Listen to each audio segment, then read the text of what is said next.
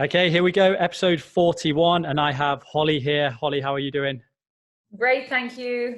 Hollie, it's so good to have you on. I've given a little bit of an introduction before this on who you are and what you do. I think it's amazing, and I was so excited to get you on. We'll go into that, but Hollie, do you want to just give a little bit of an introduction to yourself and Heroes of Hope and what that is? Sure, thank you so much for having me. It's awesome. First podcast, but yeah, it's really nice to be here, so thank you so much. So yeah, obviously you said my name is Hollie Murphy, and I'm the founder of what is Heroes of Hope. So Heroes of Hope is essentially, it's a community outreach initiative, which is now an organization that supports people of determination. So what our objective is to try and give children with special needs opportunities in sports, and to be honest, give them a bit of normality. So give them the opportunity just to train like any other child, to explore sport and figure out what their talent is. And that's kind of what we try to facilitate in the community here in the UAE. That's what we try to do. Yeah, that's amazing. And obviously one of the reasons that kind of our paths have crossed is because, you know, when I was working at Sands Fitness, that's where you do a lot of your classes, and they've obviously been very supportive up there. And obviously Bonnie as well, a mutual friend that we have. Now, I've kind of seen this idea or what you've been doing kind of not quite from the beginning, but I've seen it kind of growing. And, you know, it's grown a lot. But what I wanted to know is like, where did this, or how did this start as an idea? You know, what did you kind of envision when you started all of this? Because it's an amazing journey, you know? How much time do you have? So basically, I came to this country like 11 years ago, and I had worked a lot in Ireland. So that's where I'm originally from, is Dublin. And I did a lot of work at home in sport, working with athletes of determination, working with children with special needs at sports camps and swimming pools, and just in general. And obviously in the UK and Ireland, they were a little bit more open-minded to the needs of some children. And I felt like I was very fortunate enough to just fall into it accidentally, just through my own kind of pathway in sport. I got a really cool job as working at a recreational centre every summer. And that's kind of where I was first introduced to athletes with special needs and having to work with them in a sporting environment. And I actually did that job for 8 years. Even though I was living abroad, I kept going home every summer to continue work Oh, wow. with those children. And I just got very, very attached, and I love just watching them progress and develop through sports.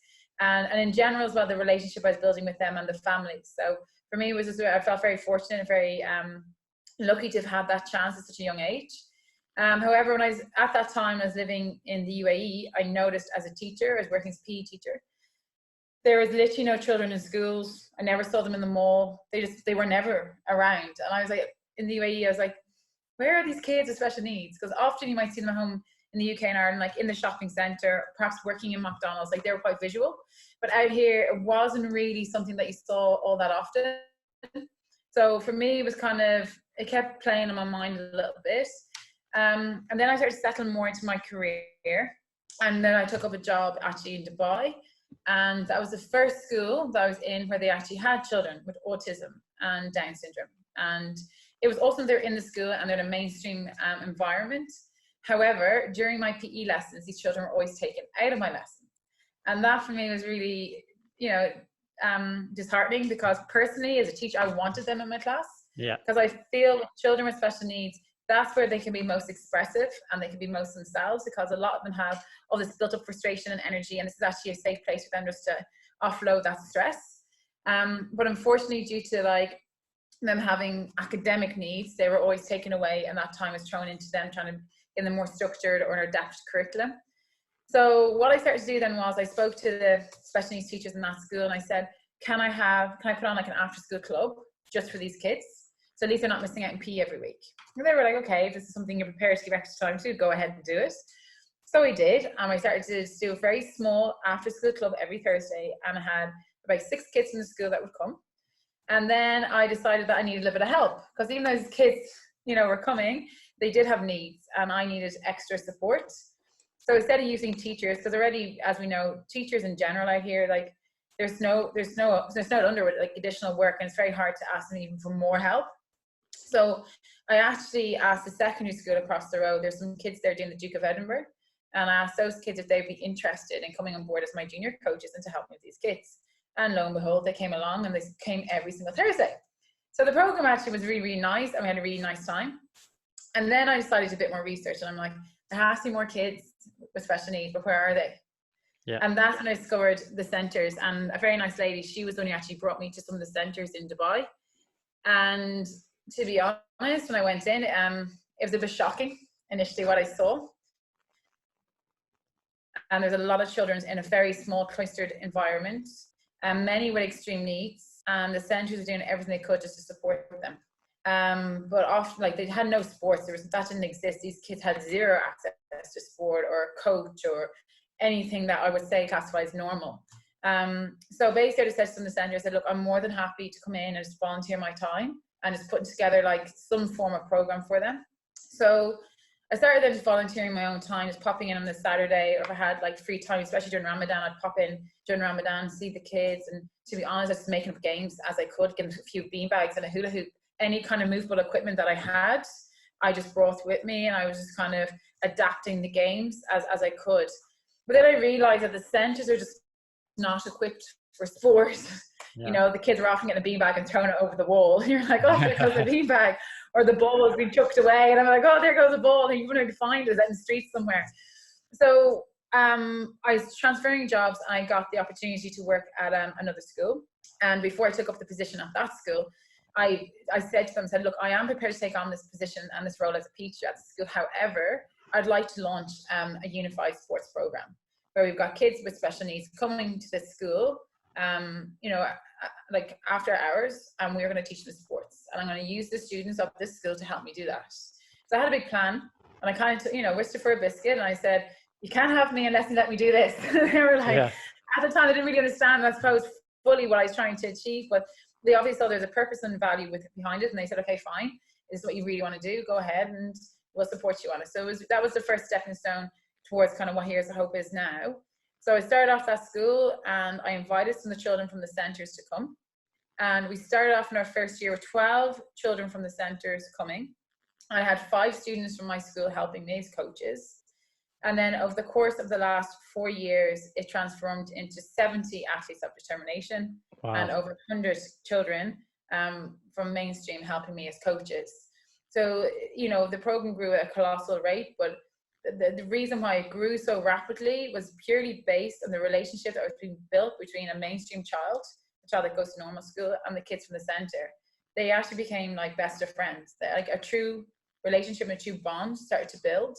And especially the parents with special needs children, they really value that, because a lot of these kids are isolated, they're at home, they're by themselves, and it's not often that they're actually in an environment with normal children. So we were the first people really to offer that out. It wasn't necessarily about the sport, even though the sport is what brought the people together. It really was more to do with the relationship. And the main thing what I kept trying to educate my own students from my school about was we were breaking down barriers. You know, I said to these kids, I said, don't look at what they can't do. I said, focus on what they can do. And lo and behold, like that's exactly what my students did. They never focused on what these kids could not do. And no matter what needs came through the door, so we had autism, Down syndrome, global learning difficulties, physical disabilities, no matter what came through that door, the mainstream kids, like they adapted. They figured out ways how to connect with them. They figured out ways how to change the activities for them. Like these kids were geniuses, you know, and it's just, they were at the same age group, at the same level, and they really understood them.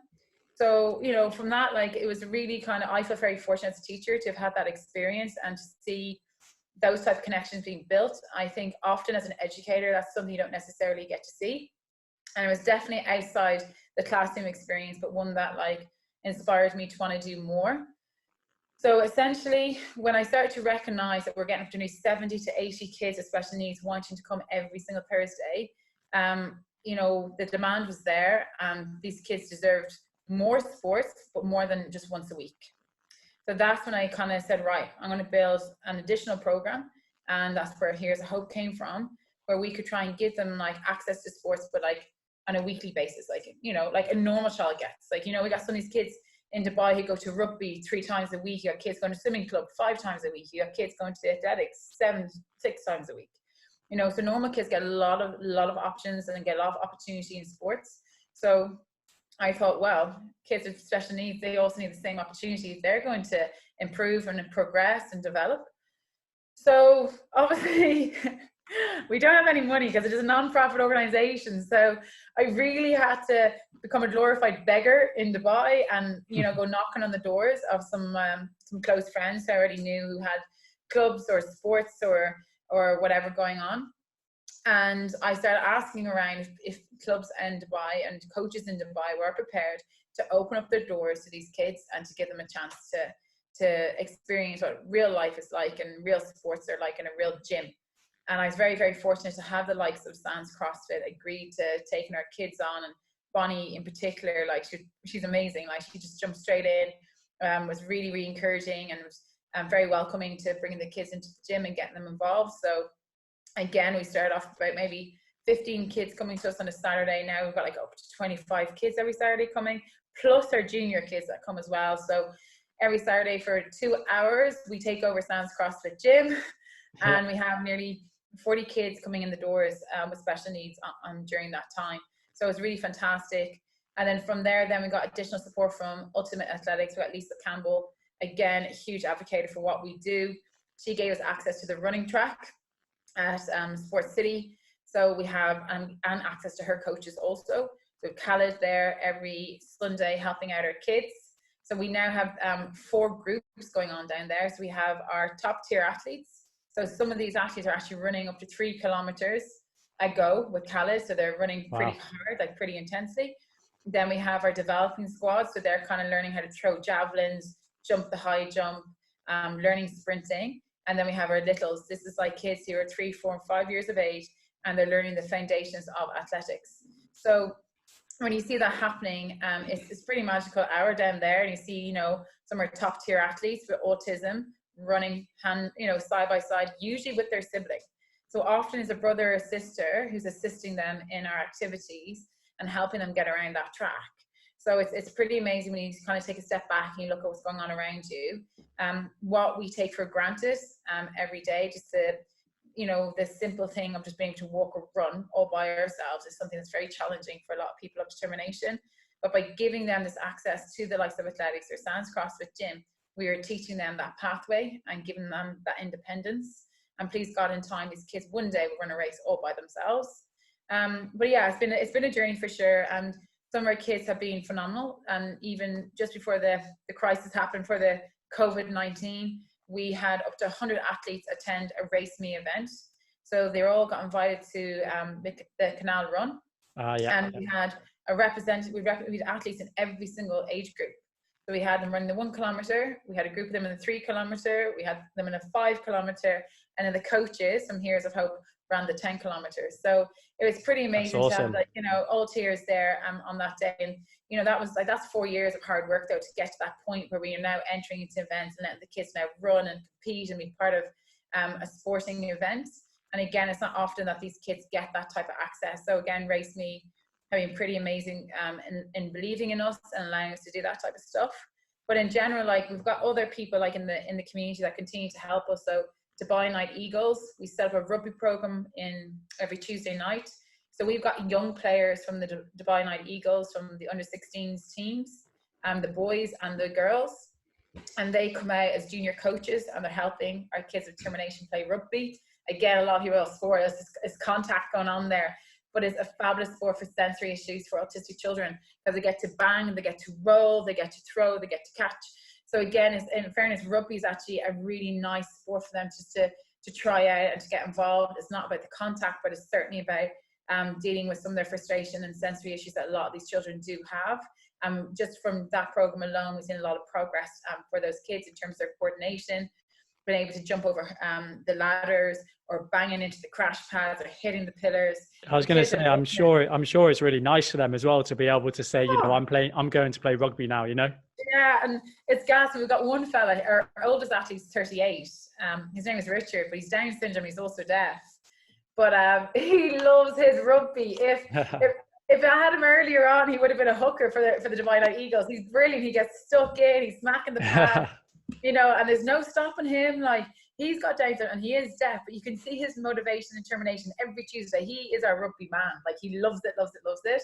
And the coaches down there, we've got Connor and a few of the other boys from the senior men's team that come out and help out every Tuesday night. And just having them around is actually really motivational for our female athletes. They look up to Connor and the rest of the boys. They feel like they're part of the gang, and they're always at the end hugging them. The high fives are going mental. And it makes a change from my face seeing there. So again, like, the rugby clubs have been amazing. And then again, we have, and also we've got a smaller group going on right now, and it's something that we have in the pipeline and working really hard to execute. We've actually got a mini triathlon group happening at the minute. So we have Sarah from Sim Bike Run, who's put together a cycling program. So we have, I think it's like 8 kids now at this point, and she is cycling with them every Tuesday, and we are running with them as well. So we're building them up to a cycling / duathlon event. Again, these kids are assisted, like, with either their care workers or brother and sisters helping them. So essentially what's after happening is, accidentally, just purely from the generosity of the Dubai community, clubs just trusting in us and opening up their doors, we've managed to give the kids now up to 6 activities a week, which they can access, and the access is totally for free. So everybody's involved in the program, down from the coaches all the way up into the people who are giving us the facilities and the club access. It's totally for free. There's no money coming in the door, but the value that we're getting back, it's massive. There's a massive change in these kids' behavior, their personalities, even in their cognitive ability. So their coordination skills are improving, the fine gross motor skills are improving, locomotive skills are improving, but most of all, it's the social side of it. So, like, for us as well, we do provide, like, we call ourselves a family of hope. So you might see us having the t-shirts, and you'll see on the back of them, family of hope. And that's to do with a lot of the moms and the dads and the brothers and the sisters, because they're all part of the process. So again, a lot of the parents, they give up that time during that hour or so with us, and they are physically on board helping their kids step over a basic hurdle, you know, or they're holding that child's hand, trying to run around that running track with them. The parents are very much so involved in the process as well. And again, you know, for these parents, it's like the smallest thing for this child to achieve. It moves mountains for them. So if that child does step over that hurdle, or happens to jump over that hurdle, for those parents, you know, it's huge for them. And that's one of the things that I want to kind of touch on a little bit. I mean, it's so refreshing listening to you speak. And listen, I was going to stop you a couple of times, and I thought, you know what, it's so motivating listening to your story and where it came from. I thought I'll let you go. But I just want to bring it back to a couple of points, maybe just to expand on. I think it's one of the points you noted about in the early days when you were getting some of the, you know, the senior or some of the other students to come in and help you.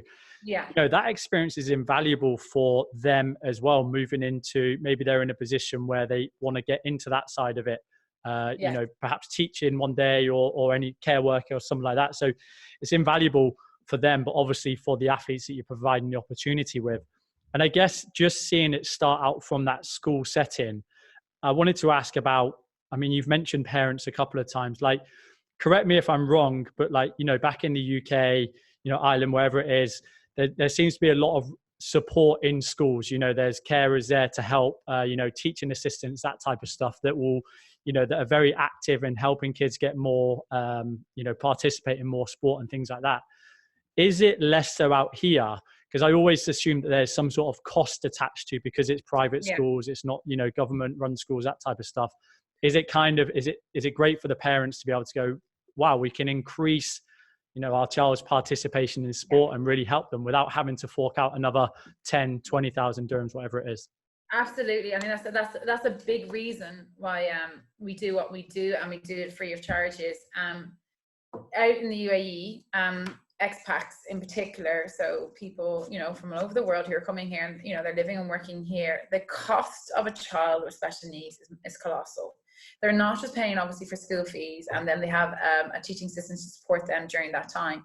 But a lot of these children have to go for different types of therapy. You've got occupational therapy, physical therapy, speech therapy, and it goes on. The list can be colossal for these parents. And on top of that, a lot of these children have got medical bills as well. Yeah. So for us to have a child with termination, sometimes these fees are just impossible. Like the money coming out, it's pretty heavy. So this is why, like, as an organization, we really just wanted to give back to these parents, because these parents are phenomenal. What these parents do every single day, they are truly inspirational. You know, they're a power to be reckoned with. I call them the super moms and super dads, because that's exactly what they are. They are real life superheroes, you know, and they're like at, you know, beside these children, they're beside the children every single day, and, you know, they don't get a break, and that child is with them for life, you know, and that's just kind of what it is. So this is why Here's Hope, we do absolutely everything we can free of charge. We don't like asking for money at all, but also because we want to try and give them that respite. You know, and I make that a really big prominent point, you know, during that time. If there's times we can take the children for that full hour without the parents being involved, we say, you cannot be here. The parents will try, and they do, no, it's fine, we'll take them. We're like, no, go have a cup of coffee and just let us have them. And so yeah, so it's for some of these parents, like I said before, it's very, very costly. It's very, very costly to have a child with termination out here. Like I said, it's not just the school fees that they're paying, or center fees that they're paying, or the LSA, the learning support assistance fees. There's so much more attached to it. So to be in a position to give back and to give these parents some sort of relief, and to actually deliver a top quality program, because it's not just us running around having recreational time with the kids. We genuinely are trying to coach them. So a lot of the coaches that we have involved are either school teachers themselves, or they're like the likes of Bonnie or Lisa Campbell, they're fitness professionals. So we've got some really, really good, experienced people, adults on board, who are very invested in our athletes and who also want the very best for them. So we're trying to deliver them like a really nice quality program. It's not just come and run around with them. You know, we genuinely are trying to work towards something. Yeah, and that's what I was going to say. You obviously require both. Like, you obviously require or you want volunteers to come in and help with, you know, just the basic assistance, but then you're going above and beyond and getting professionals in, like you just said. Mm-hmm. You know, so how important is that, reaching out to local clubs, local communities, and that type of stuff? Massive. And you know what, I feel very, very fortunate. Like I said, I've been here now for like nearly 11 years. I've been in this country, and I feel like Dubai in particular, it can get like a bit of a bad rep for itself, and we always look at the negative side sometimes of the city. But I think there's a beating heart in Dubai. That's where we have got some very generous people, and there's some really kind, genuine people who do care, and they want to give back, and they, you know, they're willing to support and help. And I think this is where I'm really blessed in terms of Here's a Hope. It genuinely has been birthed from people's generosity and kindness. You know, everybody has always supported it the right way. And people who have come involved have always tried to do the best, and they see the purity of the program. You know, we're not out for a reputation. We're not out for image. We're not out to, you know, for anything else other than the pure love for those kids.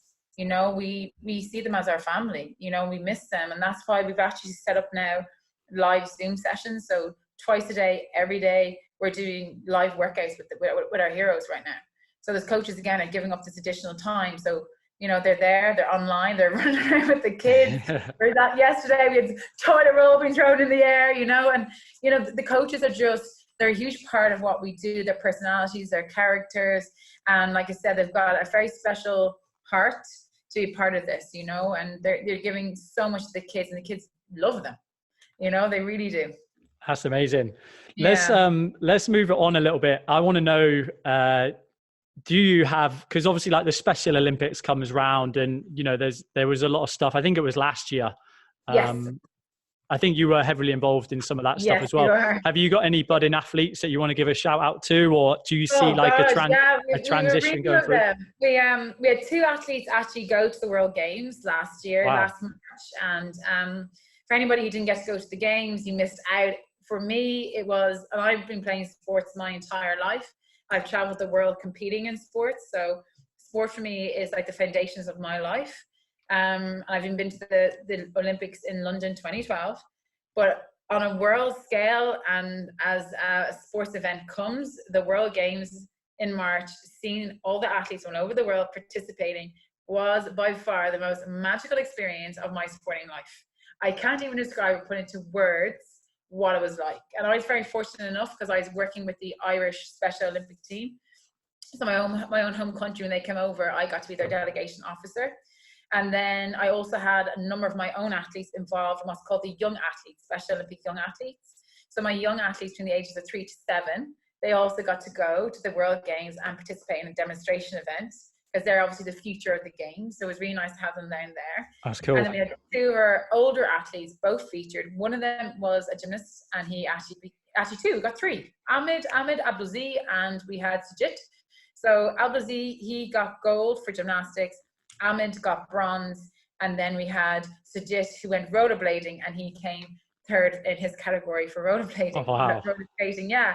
So it was really lovely that we had those athletes. But moving on and moving forward, like the athletes we do have coming through right now, we have some phenomenal kids. Like they're better than myself, to be honest. Like they are incredible. So we've got like one guy, we got he's Down syndrome. His name's Kieran.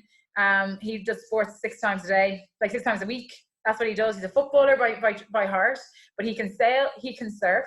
He's incredible. And then he's got his girlfriend, Verano. She's the same way, unstoppable. She's at the moment, they're doing like fitness workouts for us and sending us their workouts. But again, like the potential for those type of athletes, it's remarkable. Like they can really go ahead, and I think they could, you know, achieve a lot moving forward over the next 2 years. But the Special Olympics are, again, they're huge supporters of Here's a Hope. And we do work alongside them in lots of different initiatives, and we do try and support what they're trying to do, because they too are also a non-profit organization out here in the UAE. And they're also, you know, they're trying to put together a lot of events for kids with determination. They're trying to promote more healthy, active living for athletes. So, you know, it's something that's quite nice that's happening out here in this country, considering 10 years ago when I first came out, people of determination were invisible. But by having the World Games and the likes of Here's a Hope, we've made them visible now. And, you know, we see them a lot more, and, you know, they're participating a lot more in sports. But that's, you know, it's taken a lot of work to get to this level. But finally it's happened, and that's really stemmed from the Special Olympics last year. I think what's really amazing about all of this is, and for anybody that can't tell how passionate you are about this, they need to go and watch one of your live Zoom videos or the Instagram feed, or just meet you in person. But I think what's fascinating about all of this is that you're not trying to provide a platform where, you know, all of your heroes meet once a month and get together. Like you said at the start, you're trying to build a foundation so that almost every day of the week, I'm sure that's what you want in future. Every day of the week, they can go and do the sport that they love to do, or go and try different sports, and not have any barriers to them doing that. The same as, like you said at the start, a kid can go and join a football team and train 3 or 4 times a week. You want that for everybody. Absolutely. Like, and I think they're deserving of it. And I think that's the thing that I think sometimes we overlook. And again, I'm going to always go back to this. Often people look at the sad video of the child, you know, with special needs, learning how to walk. And often a lot of people look at what they cannot do, and they overlook what they can do. And I think when it comes to people of determination, athletes in particular of determination, once you give them an environment, an opportunity, and you adapt it for them so they can reach a goal or they can progress, you'll see just how much they can do. And, you know, I've been involved in sports a long, long time. I've been teaching since the age of 15. I've been a coach. I started my first coaching job at 15. And I've, you know, been always involved in teaching PE. Some of my athletes are far better than some of my mainstream kids. Some of these athletes are far better than some of my own friends who play sports. Some of these athletes are far greater than my own self. You know, some of these athletes are very powerful. They're very, very strong. They can be fast. They can jump very high. We just need to figure out what sport suits them. And then we propel them, and, you know, on that pathway, and we'll hopefully see them excel. But a bigger part of this is, like, as well as by giving them sport, and like, Joff, you've been involved in sport as well. Like, they're getting to meet people that are like-minded. They are making friends. They're being around coaches, you know. We're giving them that independence as well, and we're hopefully paving a way for a much brighter future for them. They're not just sat at home all by themselves, you know, mom and dad.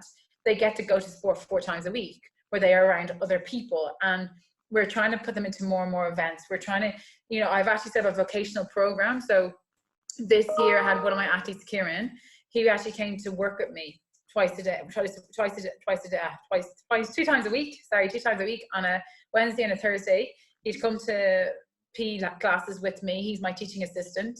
And I say to Kieran, do the warm up there of the class, and he'd warm them all up, not a problem. And I say, Kieran, go help that child over there, and he'd go over and he'd help them, not a problem.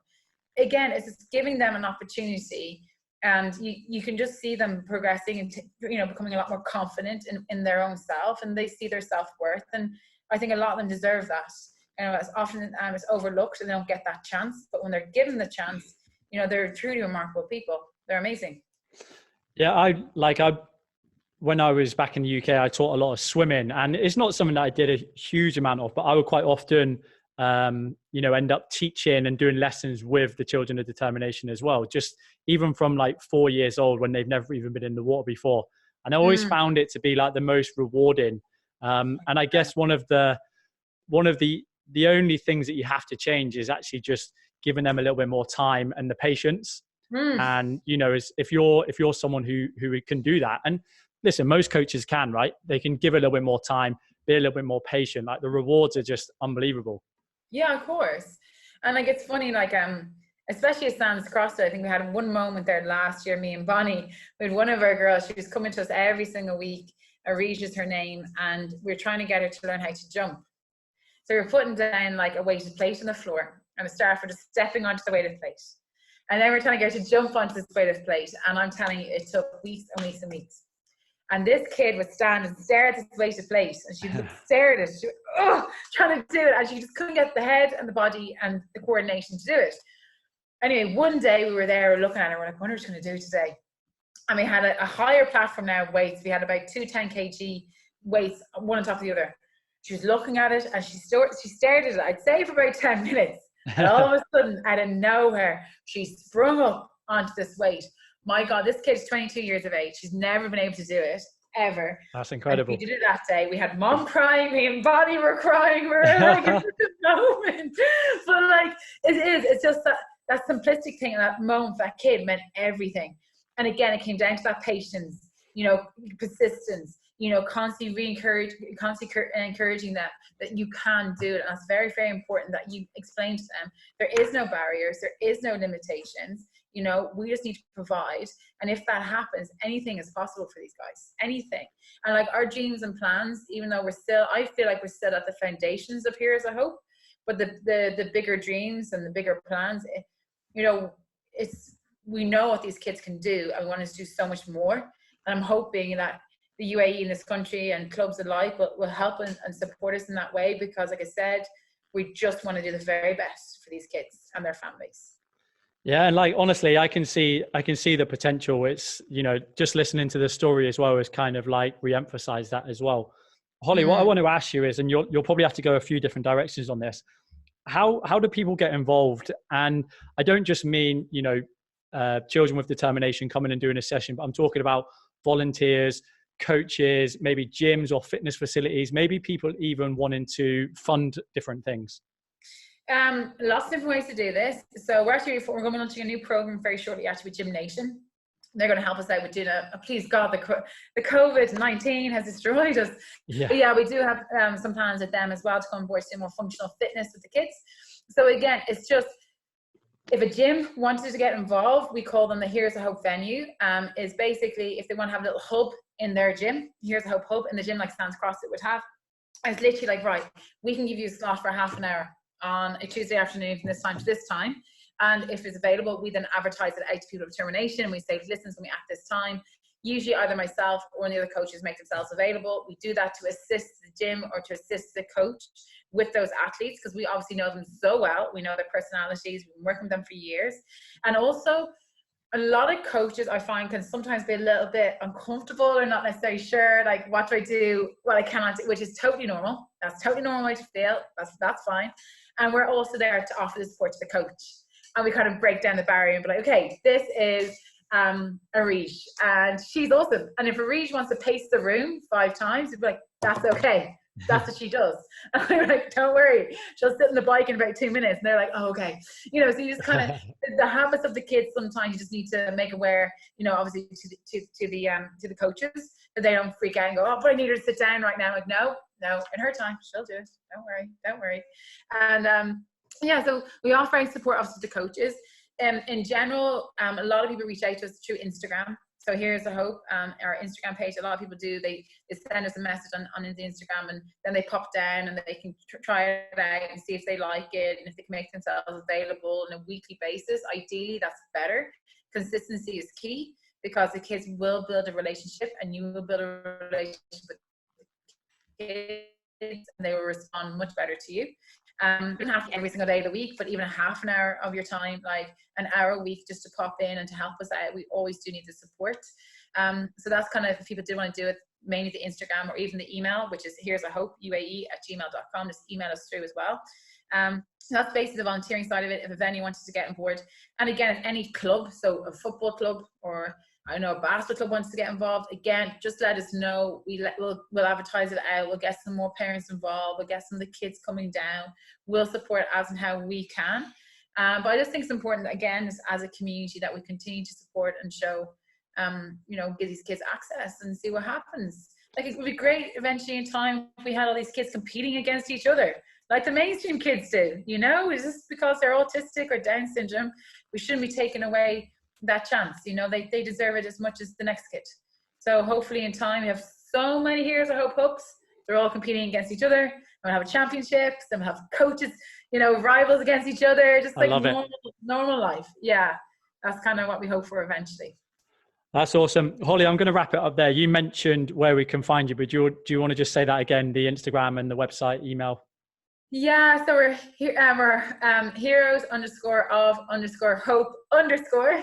and then our email is heroesofhopeuae@gmail.com.